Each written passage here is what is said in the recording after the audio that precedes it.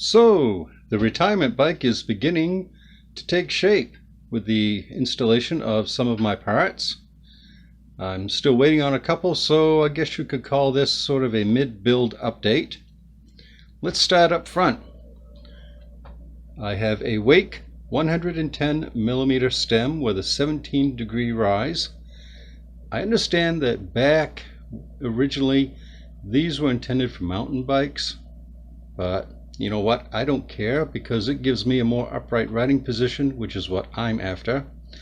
I've never been a big fan of being bent way over the front. After all, I'm not a pro rider. At best, I'm an enthusiastic amateur. Speaking of riding position, this is the Wake/PMP aluminum handlebar. 420 millimeters wide. I chose the medium width out of the three that were available.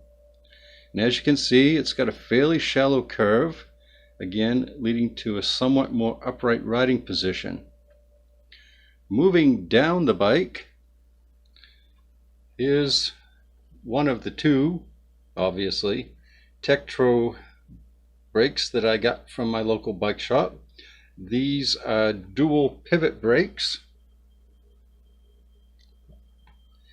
Now this one, I had to finagle the fitting a little bit. If you look right in there, you can see that I used the convex concave shims from an old brake pad to move it out just a little bit because the back of it was hitting on the fork. I have Continental Ultra Sport 2s on both ends. These are 700C by 28. The rims are 700C by 25. And they are Alex Rims brand. These are in fact aluminum, double wall, and they have Claris hubs, front and back. This is just a placeholder seat. It's a $12 seat that I got from Wish, and honestly I can't remember why I bought it last year, but I did and never used it for anything. I'm leaning towards something lightweight, not necessarily carbon fiber, but the carbon fiber saddle that I have on my Nishiki has been really good, so that's a possibility. I've got this aftermarket seat post.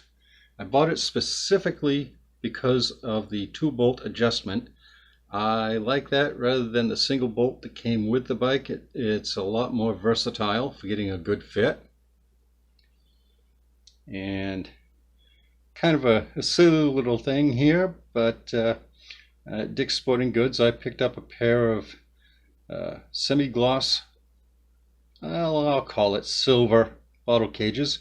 They kind of coordinate with the rims, and they do look good against the black. And I've decided to leave the existing factory graphics. These appear to have been screen printed on, and honestly, I didn't feel like sanding and repainting the entire frame. If I could have peeled them off, I might have done something different, but you know what? It's not bad looking.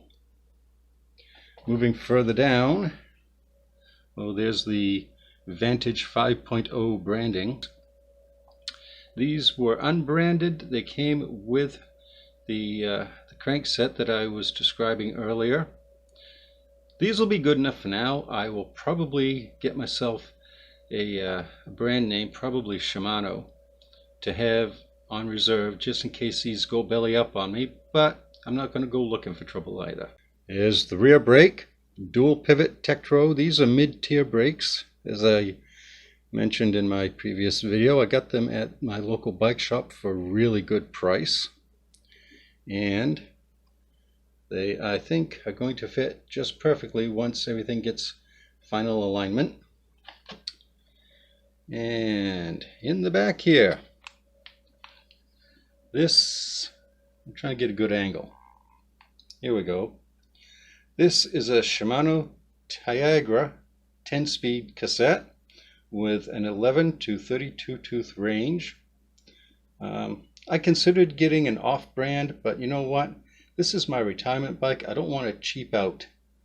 And Tiagra is a good mid-tier product line from Shimano, so I'm confident that this will work out well.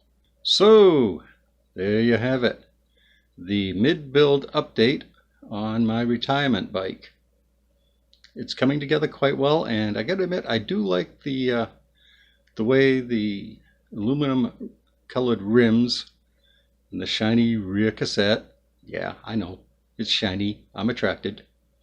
But I like the way the silver stuff coordinates, or contrasts, I guess is the right word, contrasts with the black frame. I think this is going to be a good looking bike when it's all said and done. In part 1, I showed you the 56 by 46 tooth 2-speed Pro Wheel crankset that I bought for this bike. Well, I didn't install it because the more I thought about it, the more I was persuaded that that was not the best choice I could make for a day-to-day road bike.